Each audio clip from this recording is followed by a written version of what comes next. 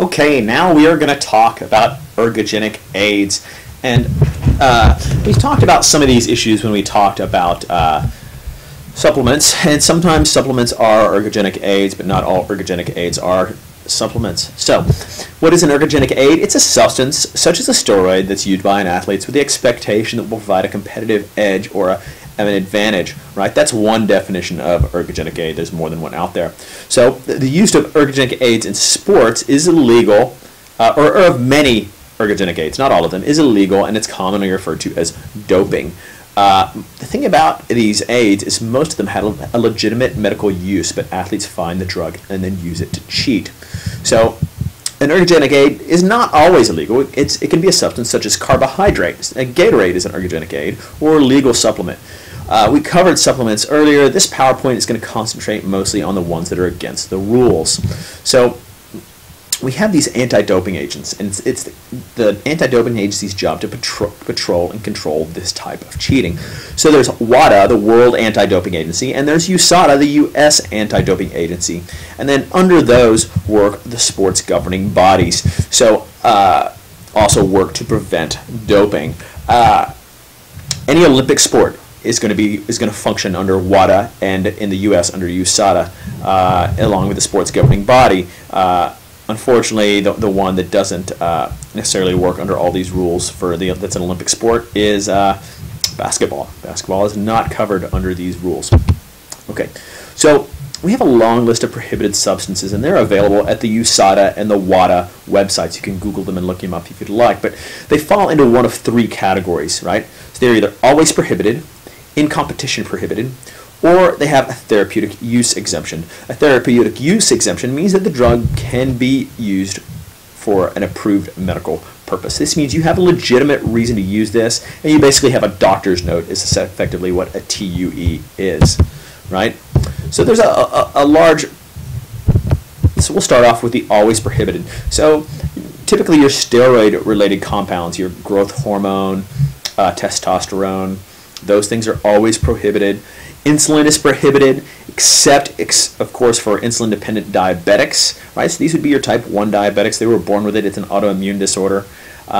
These can be quite dangerous. I'm not going to go too much into steroid dangers here, but they can all be dangerous long-term if abused. And insulin, if you take insulin, you can actually go into a diabetic coma, right?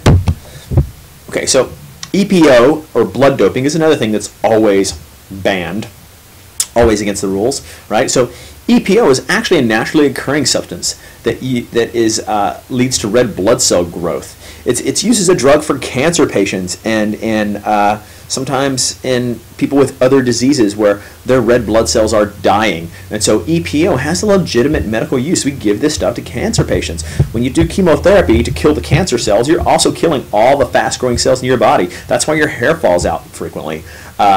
Is those fast-growing hair cells just die. And the red blood cells die too. So what we do is we give people this EPO that is also naturally occurring in your body to boost the red blood cell count, right? So it has this legitimate medical use. Blood doping is removing your blood and putting it back in your body at a later date. So this can be done with your own blood. You can, if somebody has a big race in July, there's a big race in France in July, they could take blood out of their system now, out of their own body in December, and they can put it back in July, and that would boost their red blood cell count, their oxygen carrying capacity, and their ability to do work and, quite frankly, win a bicycle race.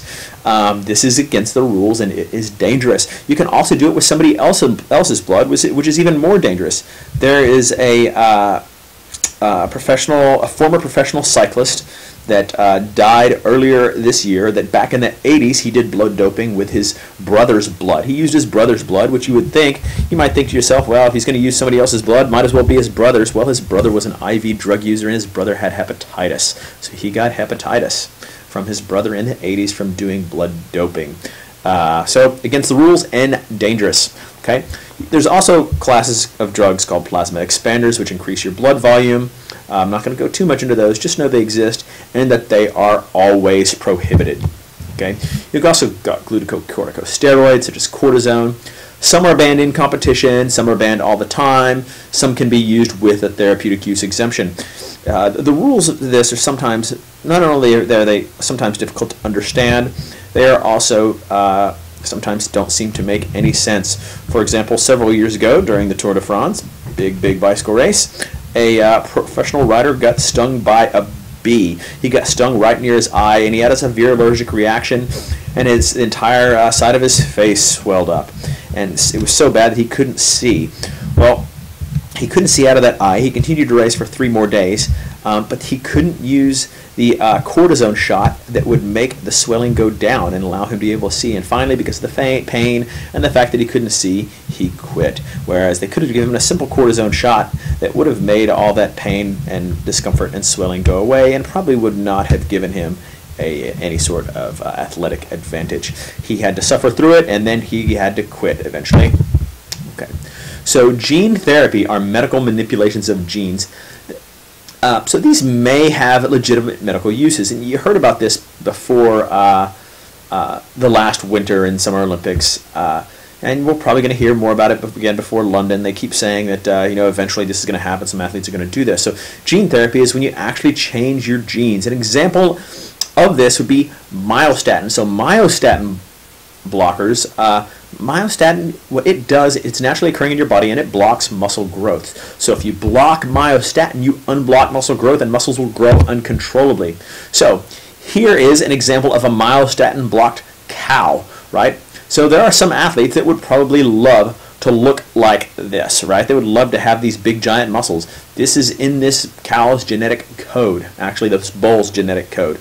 So if you're interested in this, you can also look up myostatin dog. Just do a Google image search for myostatin dog and myostatin mouse. And when they have that that gene to make myostatin block, their muscles grow uncontrollably practically. And you can imagine why many Olympic athletes would be willing to risk their future health for the giant muscles that may help them win a medal at the Olympics. Okay, diuretics and masking agents are prohibited at all times. They're prohibited for cutting weight, for weight reduction. They're also the main thing with the diuretics is that sometimes they can be used to help mask drugs that have been taken, because when they test for drugs, they can use blood and or urine. So sometimes diuretics are taken to try and increase the urine output so that it's harder to detect any amounts of anything illegal. Okay, so alcohol is actually prohibited in some sports, usually things with projectiles and or motors. So alcohol is prohibited in aeronautics, archery, motorcycling, pentathlon because it involves shooting, archery, other things like that. Things where possibly having drinks could impair your judgment and make it more dangerous, even though some of these things someone might argue are inherently dangerous. Probably not a good idea to have a couple of drinks and then go motorcycle racing or shoot the bow and arrow. I'm going to go ahead and end this portion here, and I'll finish up with more discussion on ergogenic aids.